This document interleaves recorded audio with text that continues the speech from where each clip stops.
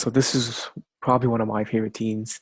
Dame, CJ, uh, they're still there. Nurkic is back, fully healthy now. They added a Robert Covington to this team. They added a DJJ, Derek Jones Jr. to this team.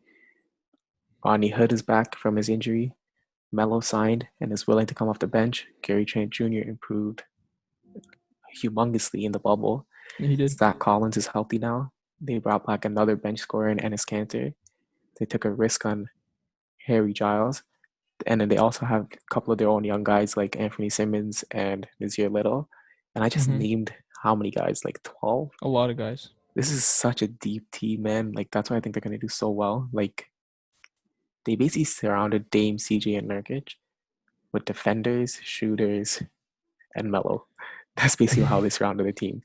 Yeah. And I think that's going to work. I think that's a recipe for success. We've seen when they had shooters before this last season, they were in the Western Conference Finals, and they were a third seed.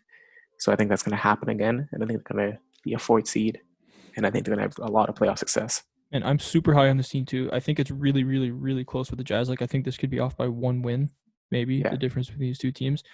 And so you listed out some players. So I'm just going to compare the two rotations real quick. So you got Dame, CJ, you got Derek Jones Jr., you got Covington, Nurkic, Simmons, Trent, Rodney Hood, just coming off an injury. You got Melo, you got Kanter, you got Zach Collins on the Blazers. That's awesome.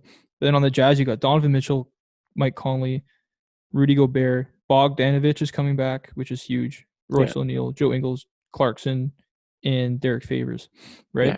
So for me, I'm just going to lead towards the Jazz a little bit slightly because I think they've been playing together. This group has been playing together for a while now, and they've been through it.